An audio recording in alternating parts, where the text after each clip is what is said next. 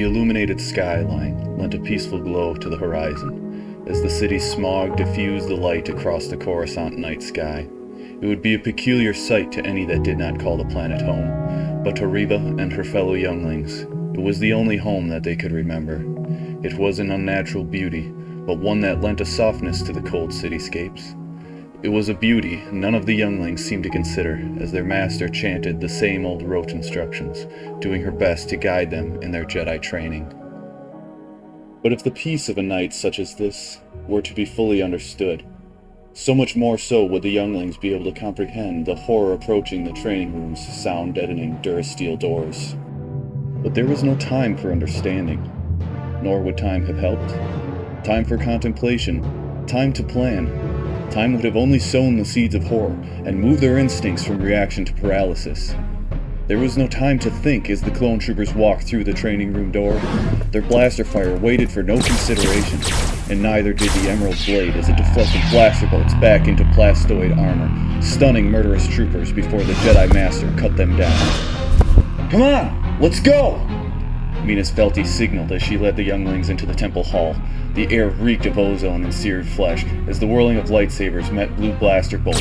Master and apprentice alike tried to slow the swell of oncoming death. But like a hydra, each clone that fell seemed to summon two more from around the nearest corner, as the array of blue plasma fire overwhelmed the Jedi one by one. The hallways constricted like the fear in their throats, suffocating out hope as each pathway met them with only more death. With every moment, the clone onslaught threatened to overcome Master Velty. Reva scanned the corridors as they cowered behind their master's emerald blade. The force moved in her as her panic shifted into understanding. Escape was the only means of survival, and a group was a bigger target than the individual. And like an instinct, her head snapped to the left. As if someone else controlled her eyes, she immediately focused on a maintenance shaft access panel.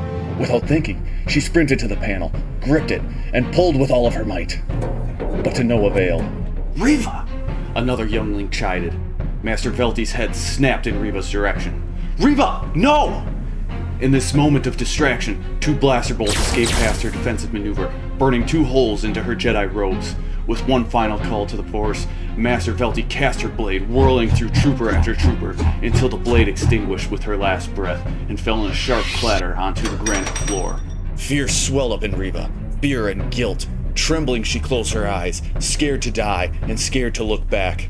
As the raging motions seared into her heart like a fiery brand, she felt the durasteel grate peel away from the wall, and without looking back, she escaped into the maintenance shaft. She crawled through tunnels, wherever they would take her, her direction indiscriminate.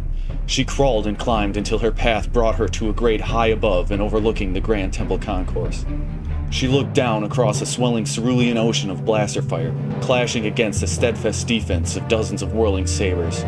Beyond were the massive pillars of the veranda and the dark night sky, and freedom. She needed only to wait. Surely backup was on its way. And sooner than expected, hope seemed to stride into the concourse. A dark-robed Jedi, blue saber in hand. It could only mean the veranda has been secured. In no time they will retake the temple, and the nightmare can finally end.